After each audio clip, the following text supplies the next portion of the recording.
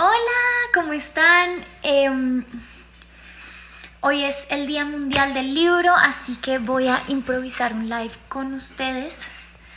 Tengo a la mano uno de mis libros favoritos que estuve leyendo esta cuarentena, y aunque no tengo absolutamente nada planeado, es un libro que tengo todo anotado, entonces voy a buscar partes que tenga subrayadas y se las voy a leer porque pues me parece lindo acompañarnos. Es El amor en los tiempos del cólera, de Gabriel García Márquez. Es un libro que de verdad, si no se han leído, les recomiendo demasiado, y creo que por los spoilers no se preocupen porque es un libro que seguramente ya han leído sin saberlo. Como que es un libro que es muy famoso por muchas frases que tiene, entonces seguramente las habrán visto en otro lado, aunque no sepan que es de este libro. Ma, ¿podemos lavar después? Sí. Estoy con delantal porque, aunque no crean, estoy cocinando y estamos viendo a ver si me salen unos blondies. Entonces, mientras está en el horno, les voy a leer un rato. Esta es la última edición, es la edición de conmemoración, si no estoy mal, de 50 años. Sé que Penguin Random House, que también es mi editorial, sacó la edición de 100 años de soledad, compañera esta, que es de 50 años. Y es ilustrada por Luisa Rivera y es absolutamente hermosa. Es un libro increíble que van a conseguir en muchos formatos, pero esta edición es de colección y si la pueden conseguir, realmente se la recomiendo porque es un libro que, como yo, van a querer leer 1.000.000 de veces. Entonces voy a empezar a buscar y voy encontrando cosas y les voy leyendo. Quiero empezar por leerles el principio de este libro, que es muy famoso y es solamente es una sola frase, pero bueno, seguro la habrán visto en algún lado. Era inevitable. El olor de las almendras amargas le recordaba siempre al destino de los amores contrariados. Y justo dentro de mi segundo libro hay un poema que habla sobre la receta para que alguien se quede. Y es nostalgia de almendras amargas. Curiosamente, ese libro tiene muchas referencias a referencias que tienen muchos autores. Y hay una referencia a Rupi Kaur, hay una referencia a García Márquez. Y no sé, me parece bonito pensar que es un poema de amor a todos los escritores que me han enamorado.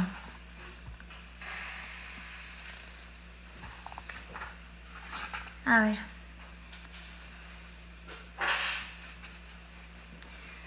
Vamos a buscar porque realmente esto está muy improvisado, perdón.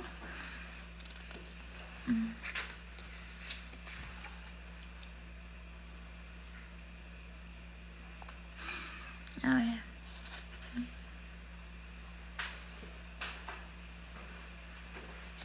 Bueno, voy a empezar a leer cosas un poco random, pero aquí están.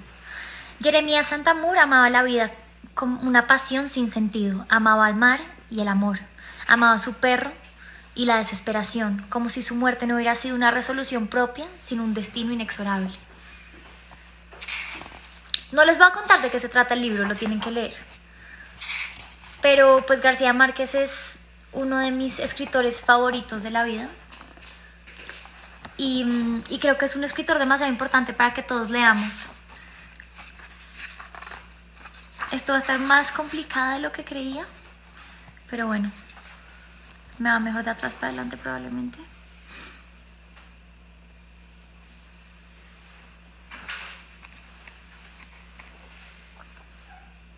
Ay, acá hay uno largo anotado.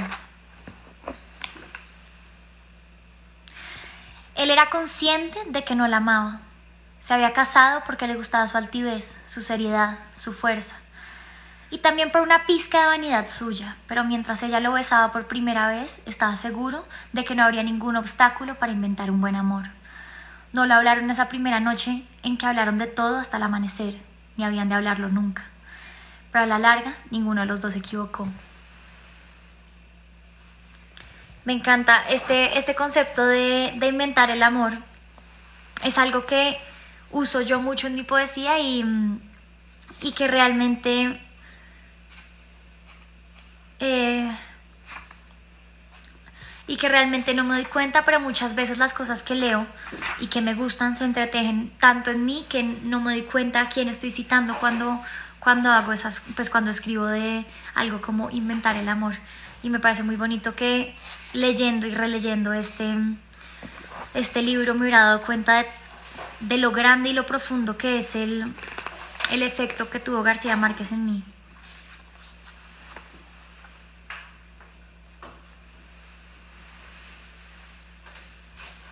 A ver, leamos este. Lorenzo Daza se jugaba a fondo, porque su pretendida era la más preciada de una familia típica de la región. Una cabila intricada de mujeres bravas y hombres de corazón tierno y gatillo fácil, perturbados hasta la demencia por el sentido del honor. Sin embargo, Fermina Sánchez se sentó en su capricho con la determinación ciega de los amores contrariados, y se casó con él a despecho de la familia, con tanta prisa y tantos misterios, que pareció como si no lo hiciera por amor, sino por cubrir con un manto sacramental algún descuido prematuro. 25 años después, Lorenzo Daza no se daba cuenta de que su intransigencia con los amoríos de la hija era una repetición viciosa de su propia historia, y se dolía de su desgracia ante los mismos cuñados que se habían opuesto a él, como estos se habían dolido en el momento ante los suyos. A ver, ¿qué más hay por acá?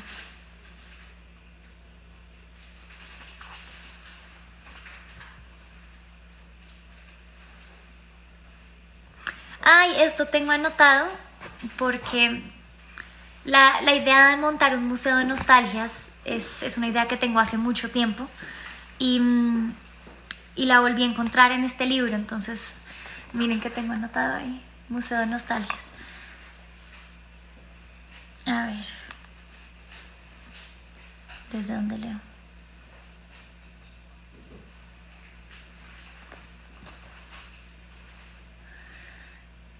A ver. Bueno, les voy a leer el párrafo largo y habla sobre un prostíbulo. Ella se asustó, pues la primera advertencia que le hicieron para darle el empleo de barrendera fue que no intentara acostarse con los clientes. No tenían que decírselo, porque era una de esas que pensaban que la prostitución no era acostarse por dinero, sino acostarse con desconocidos. Tenía 2 hijos, cada uno de un marido diferente, y no porque fueran aventuras casuales, sino porque no había conseguido amar a uno que volviera después de la 3.ª vez. Había sido hasta entonces una mujer sin urgencias, preparada por su naturaleza para esperar sin desesperar, pero la vida de aquella casa era más fuerte que sus virtudes. Entraba a trabajar a las 6 de la tarde y pasaba la noche entera de cuarto en cuarto, barriéndolos con 4 escobazos, recogiendo los preservativos, cambiando las sábanas. No era fácil imaginar la cantidad de cosas que dejaban los hombres después del amor. Dejaban vómitos y lágrimas, lo cual le parecía comprensible. Pero dejaban también muchos enigmas de la intimidad, charcos de sangre, parches de excrementos, ojos de vidrio, relojes de oro, dentaduras postizas, relicarios con rizos dorados, cartas de amor, de negocios, de pésame, cartas de todo. Algunos volvían por sus cosas perdidas, pero la mayoría se quedaban ahí, y Lotario Thogut las guardaba bajo llave, pensando que tarde o temprano aquel palacio caído en desgracia, con los miles de objetos olvidados, sería un museo del amor. Hay un museo, voy a escribirles acá de qué se trata. Leyendo el amor.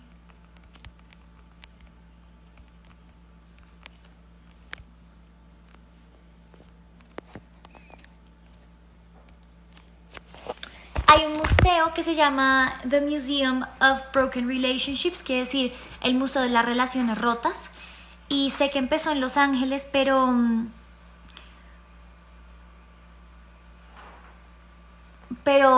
ya existe en varias partes del mundo, y es un museo en donde la gente manda como los objetos que han quedado de sus relaciones, y es súper interesante ver como un zapato o un peluche o cualquier objeto, pues que en cualquier otro lugar de la vida no tendría ningún significado, Tiene toda una historia y les súper recomiendo que lo busquen porque es interesantísimo. Y un poco de ahí viene la idea del Museo de Nostalgias, que es el proyecto que estoy haciendo de escritura. Encontré otra parte, así que les voy a leer. Florentino Ariza la espiaba maravillado, la perseguía sin aliento. Tropezó varias veces con los canastos de la criada que respondía a sus excusas con una sonrisa. Ella le había pasado tan cerca que él alcanzó a percibir la brisa de su olor. Y si entonces no lo vio, no fue porque no pudiera, sino por la altivez de su modo de andar. Le parecía tan bella, tan seductora, tan distinta de la gente del común, que no entendía por qué nadie se trastornaba. Estoy leyendo súper bien hoy. Que no entendía por qué nadie se trastornaba como él con las castañuelas de sus tacones en los adoquines de la calle, ni se le desordenaba el corazón con el aire de los suspiros de sus volantes, ni se volvía loco de amor todo el mundo con los vientos de su trenza, el vuelo de sus manos, el oro de su risa. O sea, es que no hay manera más espectacular de describir a alguien de quien no puede estar enamorado, de verdad. García Márquez me vuela la cabeza y puedo leer este libro 1.000.000 de veces y siempre me va a terminar sorprendiendo. Hay muchas cosas que quiero leerles y seguro no las voy a encontrar, pero bueno, ahí voy buscando.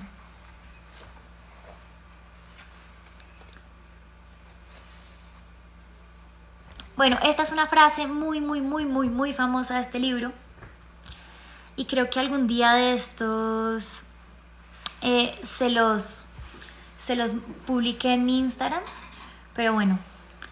Contéstale que sí, le dijo, aunque te estés muriendo de miedo, aunque después te arrepientas, porque de todos modos te vas a arrepentir toda la vida si le contestas que no.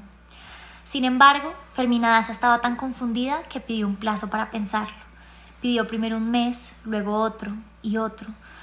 Y cuando se cumplió el 4.º mes sin respuesta, volvió a recibir la camelia blanca, pero no sola dentro del sobre como las otras veces, sino con la notificación prenatoria que esta sería la última, ahora o nunca.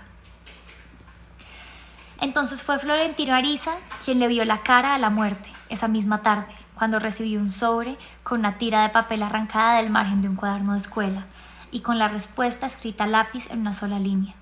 Está bien. Me caso con usted si me promete que no me hará comer berenjenas. Ya verán porque es mi libro favorito. A ver, ¿qué más hay por acá?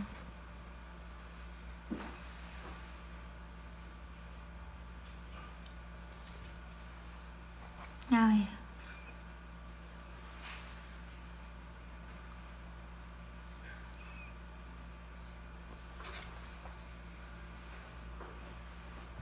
Bueno, les voy a leer esto.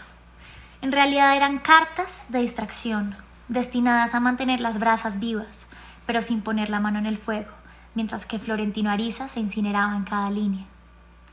Ansioso de contagiarla de su propia locura, le mandaba versos de miniaturista, grabados con la punta de un alfiler en los pétalos de las camelias. Fue él y no ella quien tuvo la audacia de poner un mechón de su cabello dentro de una carta, pero no recibió nunca la respuesta anhelada, que era una hebra completa de la trenza de Fermina Daza. Consiguió al menos que diera un paso más, pues desde entonces ella empezó a mandarle nervaduras de hojas disecadas en diccionarios, alas de mariposas, plumas de pájaros mágicos, y le regaló de cumpleaños 1 centímetro cuadrado del hábito de San Pedro Claver, de los que se vendían a escondidas por aquellos días a un precio inalcanzable para una colegiala de su edad. No sé si seguir. No, vamos a dejar ahí. Es muy curioso, pero este libro de verdad se construye a través del intercambio de cartas y eso es algo que me encanta.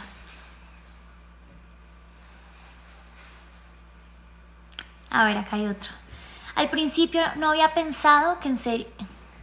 Otra vez. No puedo leer hoy. Al principio no había pensado en serio que estuviera obligada a dar una respuesta, pero la carta era tan explícita que no había modo de sortearla. Mientras tanto, en la tormenta de las dudas, se sorprendió pensando en Florentino Ariza con más frecuencia y más interés de los que quería permitirse. Y hasta se preguntaba atribulada por qué no estaba en el parquecito a la hora de siempre, sin recordar que ella era quien le había pedido no volver mientras pensaba la respuesta. Así terminó pensando en él como nunca se hubiera imaginado que se podía pensar en alguien, presintiéndolo donde no estaba, deseándolo donde no podía estar, despertando de pronto con la sensación física de que él la contemplaba en la oscuridad, mientras ella dormía, de modo que en la tarde, que sintió sus pasos resueltos sobre el reguero de hojas amarillas en el parquecito, le costó trabajo creer que no fuera otra burla de su fantasía. Pero cuando él le reclamó la respuesta con una autoridad que no tenía nada que ver con su languidez, ella logró sobreponerse al espanto y trató de evadirse por la verdad. No sabía qué contestarle. Que quienes están atrás son mis papás. Te va a tocar saludar la próxima vez que pases porque te están preguntando. A ver.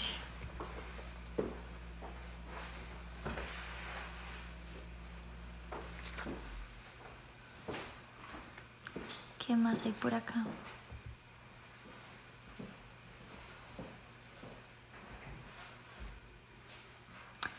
Acá hay otro. Cuando Florentino Ariza la vio por primera vez, su madre lo había descubierto desde antes de que él se lo contara, porque perdió el habla y el apetito y se pasaba las noches en claro dando vueltas en la cama. Pero cuando empezó a esperar la respuesta a su primera carta, la ansiedad se le complicó con cagatinas y vómitos verdes, perdió el sentido de la orientación, sufría desmayos repentinos. Su madre se aterrorizó porque su estado no se parecía a los desórdenes del amor, sino a los estragos de la cólera. El padrino de Florentino Ariza, un anciano homeópata que había sido el confidente de Tránsito Ariza durante sus tiempos de amante escondida, se alarmó también a primera vista con el estado del enfermo, porque tenía el pulso tenue, la respiración arenosa y los sudores pálidos de los moribundos. Pero el examen le reveló que no tenía fiebre ni dolor en ninguna parte, y lo único concreto que sentía era una necesidad urgente de morir. Le bastó con un interrogatorio insidioso, primero a él y después a la madre, para comprobar una vez más que los síntomas del amor son los mismos del cólera. Es hermoso este libro. Y sí, a veces uno se quiere morir de amor, así es la vida.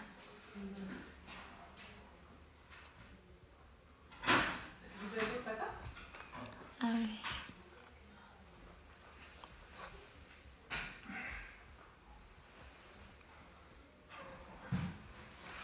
Florentino Ariza las veía pasar de ida y regreso 4 veces al día, una vez los domingos a la salida de la misa mayor, y con ver a la niña le bastaba. Voy a estornudar, espérense. La logramos. Poco a poco fue idealizándola, atribuyéndole virtudes improbables, sentimientos imaginarios, y al cabo de 2 semanas ya no pensaba más que en ella. Así que decidió mandarle una esquela simple escrita por ambos lados con su preciosa letra de escribano, pero la mantuvo varios días en el bolsillo pensando cómo entregarla. Mientras lo pensaba, sonó mi alarma. Y mientras lo pensaba escribía varios pliegos más antes de acostarse, de modo que la carta original fue convirtiéndose en un diccionario de requiebros, inspirados en los libros que había aprendido de memoria de tanto leerlos a las esperas en el parque. A ver, leo este. Florentino Ariza, en cambio, no había dejado de pensar en ella un solo instante después de que Fermina Daza lo rechazó sin apelación después de unos amores largos y contrariados. Y habían transcurrido desde entonces 51 años, 9 meses y 4 días. No había tenido que llevar la cuenta del olvido haciendo una raya diaria en los muros de un calabozo, porque no había pasado un solo día sin que ocurriera algo que lo hiciera acordarse de ella. En la época de la ruptura, él vivía solo con su madre, Tránsito Ariza, en una casa media alquilada de la calle de las Ventanas, donde ella tuvo desde muy joven un negocio de mercería y donde además deshilachaba camisas y trapos viejos que vendía como algodón para los heridos de guerra. A ver.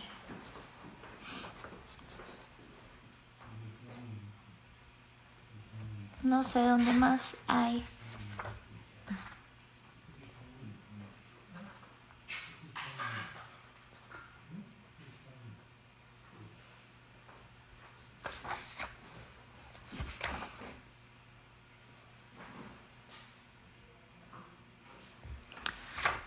Esta me gusta. No le había sido fácil recobrar ese dominio desde que oyó el grito de Digna en el patio y encontró al anciano de su vida agonizando en el lodazal. Su primera reacción fue de esperanza, porque tenía los ojos abiertos y un brillo de luz radiante que no le había visto nunca en las pupilas.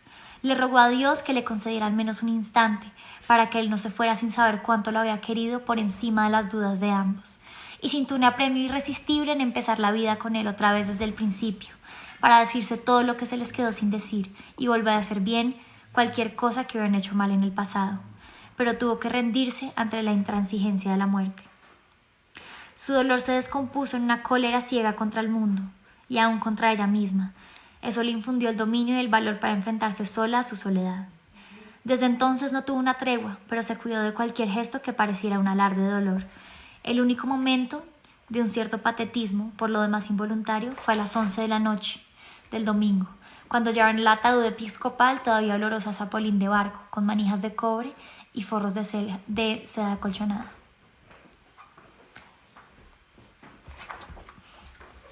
A ver, ¿qué más hay por acá?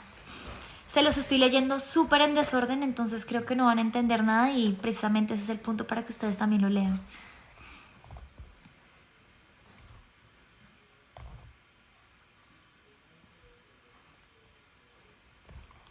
A ver. Fermina Daza estaba en la cocina probando la sopa para la cena cuando oyó el grito de horror de Digna Pardo y el alboroto de la servidumbre de la casa y enseguida del vecindario. Tiró la cuchara de probar y trató de correr como pudo con el peso invencible de su edad, gritando como una loca sin saber todavía lo que pasaba bajo las frondas del mango, y el corazón le saltó en astillas cuando vio a su hombre tendido boca abajo en el lodo, ya muerto en vida, pero resistiéndose todavía un último minuto al coletazo final de la muerte para que ella tuviera tiempo de llegar. Alcanzó a reconocerla en el tumulto a través de las lágrimas de dolor irrepetible de morirse sin ella, y la miró por última vez para siempre, jamás, con los ojos más luminosos, más tristes y más agradecidos que ella no le vio nunca en medio siglo de vida en común, y alcanzó a decirle con el último aliento: «Solo Dios sabe cuánto te quise». Este libro es espectacular.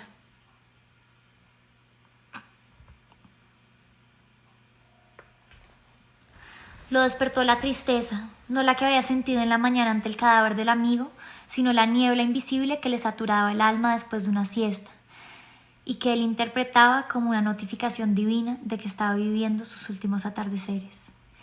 Hasta los 50 años no había sido consciente del tamaño y peso del estado de sus vísceras. Poco a poco, mientras yacía con los ojos cerrados después de la siesta diaria, había ido sintiéndolas dentro, una a una, sintiendo hasta la forma de su corazón insomne, su hígado misterioso, su páncreas hermético, y había ido descubriendo que hasta las personas más viejas eran menores que él, y que había terminado por ser el único sobreviviente de los legendarios retratos del grupo de su generación. Cuando se dio cuenta de sus primeros olvidos, apeló a un discurso que le había oído a uno de sus maestros de la escuela de medicina. El que no tiene memoria se hace una de papel. Sin embargo, fue una ilusión efímera, pues había llegado al extremo de olvidar lo que querían decir las notas recordatorias que se metía en los bolsillos. Recorría la casa buscando los lentes que tenía puestos, volvía a darle vueltas a la llave después de haber cerrado las puertas, y perdía el hilo de la lectura porque olvidaba las premisas de los argumentos o la afiliación de los personajes. Pero lo que más le inquietaba era la desconfianza que tenía su propia razón.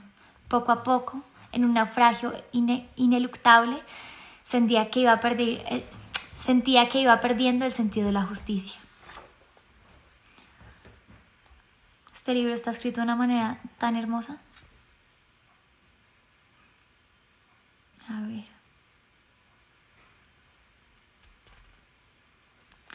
¿Qué más hay por acá?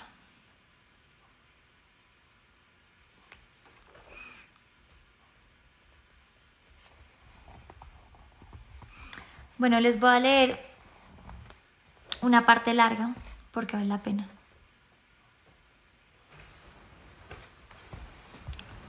No sé dónde empezar.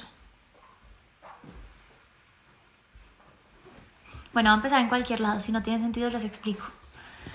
Fermina Daza se había puesto un camisero de seda amplio y suelto con talla en las caderas y se había puesto un collar de perlas legítimas con 6 vueltas largas y desiguales y unos zapatos de raso con tacones altos que solo usaba en ocasiones muy solemnes, pues ya los años no le daban para tantos abusos.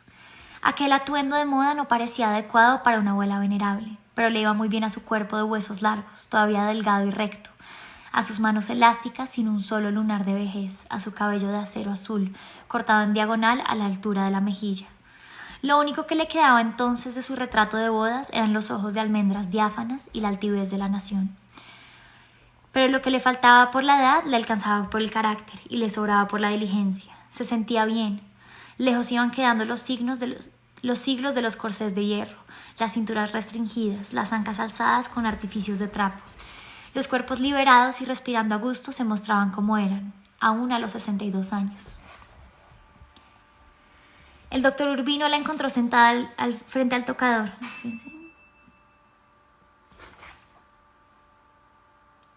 Bueno, sí, va a leer todo.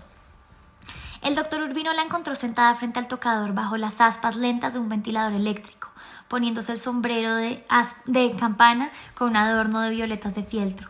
El dormitorio era amplio y radiante, con una cama inglesa protegida por un mosquitero de punto rosado y dos ventanas abiertas hacia los árboles del patio, por donde se metía el estruendo de las chicharras aturdidas por los presagios de la lluvia. Desde el regreso del viaje de bodas, Fermina Daza escogía la ropa de su marido de acuerdo con el tiempo y la ocasión, y la ponía en orden sobre una silla la noche anterior para que la encontrara lista en la silla del baño. No recordaba desde cuándo empezó también a ayudarlo a vestirse y por último vestirlo, y era consciente de que al principio lo había hecho por amor, pero desde unos 5 años atrás tenía que hacerlo de todas maneras porque no podía vestirse por sí solo.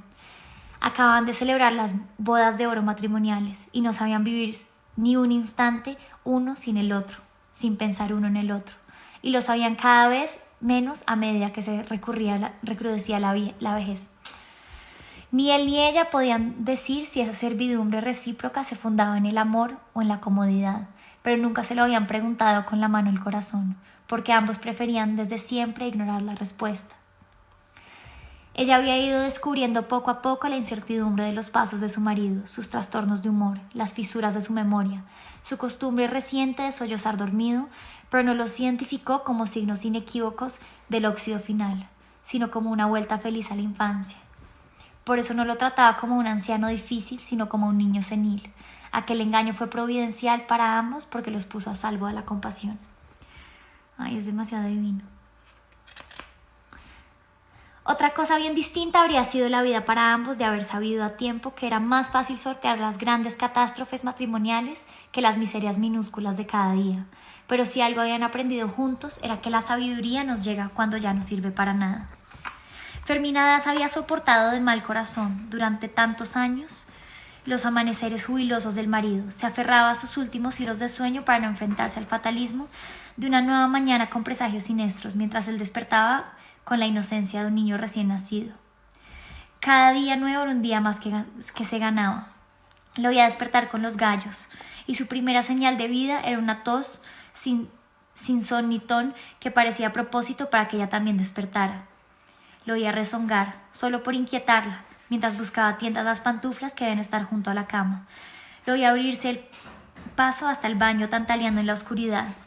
Al cabo de 1 hora en el estudio, cuando ya se había dormido de nuevo, lo oía regresar a vestirse todavía sin encender la luz. Alguna vez, en un juego de salón, le preguntaron cómo se definía a sí mismo. Soy un hombre que se viste en las tinieblas. Ella lo oía sabiendo de que ninguno de aquellos ruidos era indispensable y que él los hacía a propósito fingiendo lo contrario, así como ella estaba despierta fingiendo no estarlo. Y los motivos de él eran ciertos. Nunca la necesitaba tanto, viva y lúcida, como en esos minutos de zozobra. A ver. En el fondo era un juego de ambos, mítico y perverso, pero por lo mismo reconfortante. Uno de tantos placeres peligrosos del amor domesticado. Pero fue uno de esos juegos triviales que los primeros 30 años de vida en común estuvieron a punto de acabarse un día, cuando un día cualquiera no hubo jabón en el baño. Empezó con la simplicidad de la rutina. El doctor Juvenal Urbino había regresado del dormitorio. A ver, espérense. Es que hay una parte que quiero leerles y no la encuentro. Pero bueno, es que esta parte está muy larga y no quiero leerles todo el libro porque después no se lo leen. Pero va a seguir buscándola. A ver, de atrás para adelante.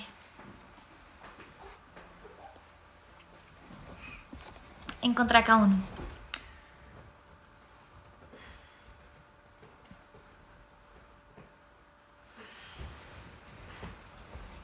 ¿Quieres quedarte sola?, preguntó. Si lo quisiera no te hubiera dicho que entraras, dijo ella. Entonces él extendió los dedos helados en la oscuridad, buscó a tientas la otra mano en la oscuridad y la encontró esperándolo. Ambos fueron bastante lúcidos para darse cuenta, en un mismo instante fugaz, de que ninguna de las dos era la mano que habían imaginado antes de tocarse, sino dos manos de huesos viejos. Pero en el instante siguiente ya lo eran. Y ella empezó a hablar del esposo muerto en tiempo presente, como si estuviera vivo, y Florentino Ariza supo en ese momento que también a ella le había llegado grandeza, con los deseos incontenibles de vivir, qué hacer con el amor que se había quedado sin dueño. Y justo esto lo quise leer porque es una pregunta que yo también exploro en uno de mis poemas. ¿Cómo es que era? Ahora dime qué hacer con todo el amor que no pude darte. A ver.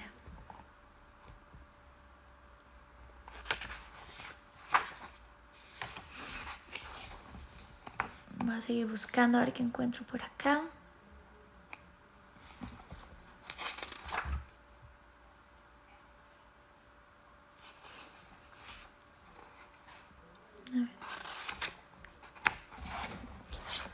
Voy a buscar más hacia el centro. Y ya están oliendo mis blondies, entonces no creo que me quede mucho más tiempo. ¿Lo revisaste? ¡Yay! ¿Quedaron bien? Quedaron perfectos.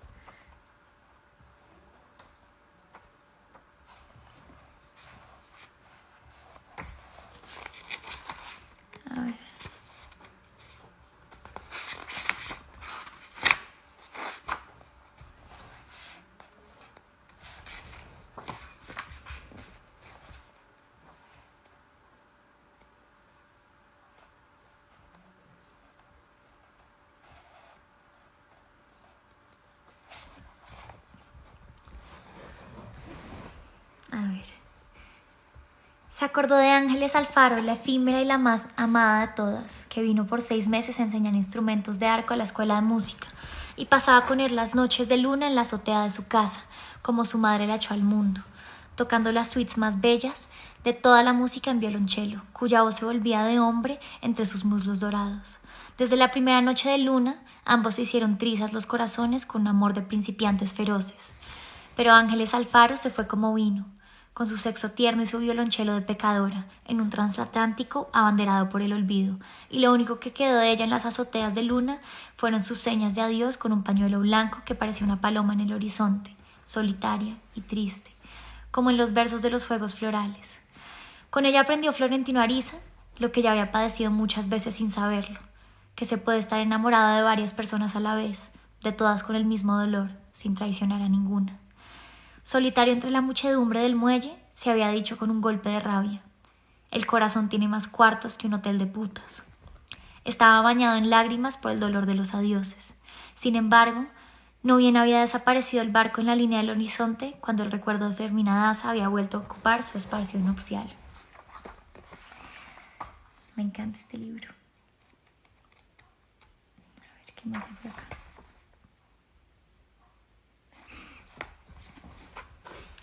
Le había bastado aquel primer año para asumir la viudez. El recuerdo purificado del marido dejó de ser un tropiezo en sus actos cotidianos, en sus pensamientos íntimos, en sus intenciones más simples, y se convirtió en una presencia vigilante que la guiaba sin estorbarla. A veces lo encontraba, no como una aparición, sino en carne y hueso, donde en verdad le hacía falta.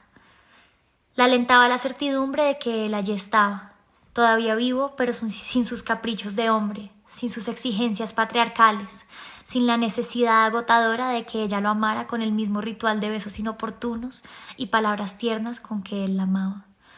Pues entonces lo entendía mejor que cuando estaba vivo.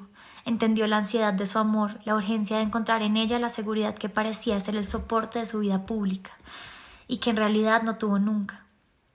Un día, en el colmo de la desesperación, ella le había gritado: ¿No te das cuenta de lo infeliz que soy?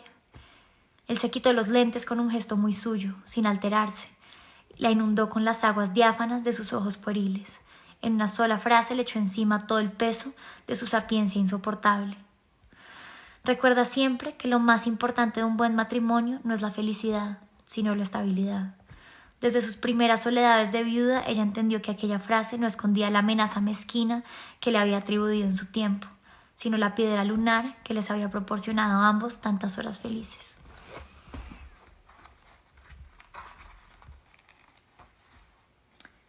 A ver qué más encuentro, qué más encuentro.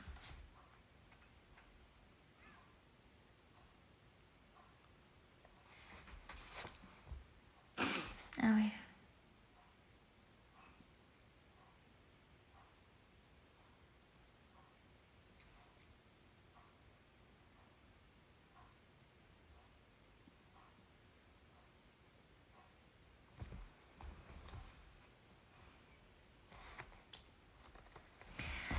A ver, busco más.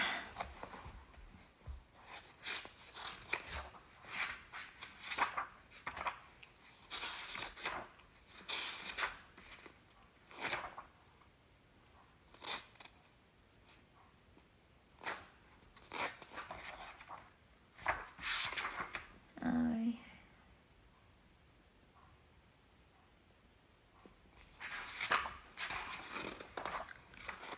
Es que este libro lo tengo todo anotado, entonces es muy difícil escoger qué leerles. A ver, leemos este. A lo mejor es por eso que hace tantas cosas, dijo, para no tener que pensar. Florentino Ariza intentó retenerla. Lo que me duele es que se tiene que morir, dijo. Todo el mundo tiene que morirse, dijo ella. Sí, pero él, más que todo el mundo. Ella no entendió nada, volvió a encogerse de hombros sin hablar y se fue. Entonces supo Florentino Ariza que en alguna noche incierta del futuro, en una cama feliz con Fermina Daza, iba a contarle que no había revelado el secreto de su amor ni siquiera a la única persona que se había ganado el derecho de saberlo. No había de revelarlo jamás, ni a la misma Leona Cassiani, no porque no quisiera abrir para ella el cofre donde lo había tenido tan bien guardado a lo largo de media vida, sino porque solo entonces se dio cuenta de que había perdido la llave. Bueno, les voy a leer un par más y me voy porque ya no me aguanto el olor de los blondies, que espero que estén deliciosos, que estén tan ricos como huelen. A ver.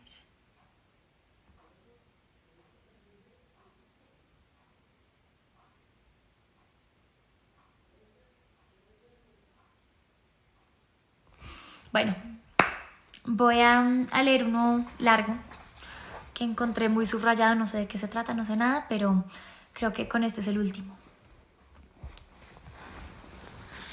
Sabía desde hacía tiempo que estaba predestinado a ser feliz a una viuda y a que ella lo hiciera feliz, y eso no le preocupaba, al contrario, estaba preparado. De tanto conocerlas en sus incursiones de cazador solitario, Florentino Ariza terminaría por saber que el mundo está lleno de viudas felices. Las había visto enloquecer de dolor ante el cadáver del esposo, suplicando que las enterraran vivas dentro del mismo ataúd para no enfrentar sin él los azares del porvenir. Pero a medida que se iban reconciliando con la realidad de su nuevo estado, se las veía surgir de las cenizas con una vitalidad reverdecida. Empezaban viviendo como parásitas de sombras en los caserones desiertos, se volvían confidentes de sus sirvientas, amantes de sus almohadas, sin nada que hacer después de tantos años de cautiverio estéril. Malgastaban las horas sobrantes cosiendo en la ropa del muerto los botones que nunca habían tenido tiempo de reponer. Planchaban y volvían a planchar sus camisas de puños y cuellos de parafina para que siempre estuvieran perfectas. Seguían poniendo su jabón en el baño, la funda con sus iniciales en la cama, el plato y los cubiertos en su lugar de la mesa, por si acaso volvían de la muerte, sin avisar, como solían hacerlo en vida. Pero en aquellas misas de soledad iban tomando conciencia de que otra vez eran dueñas de su albedrío.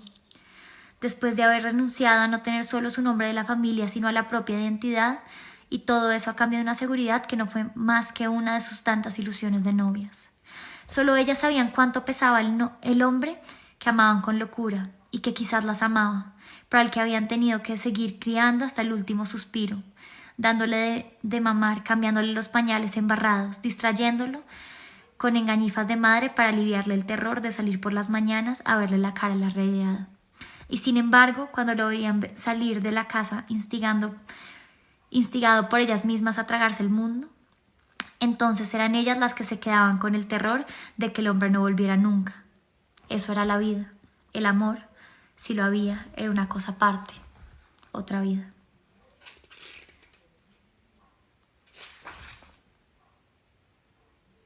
Bueno, para terminar de leer este.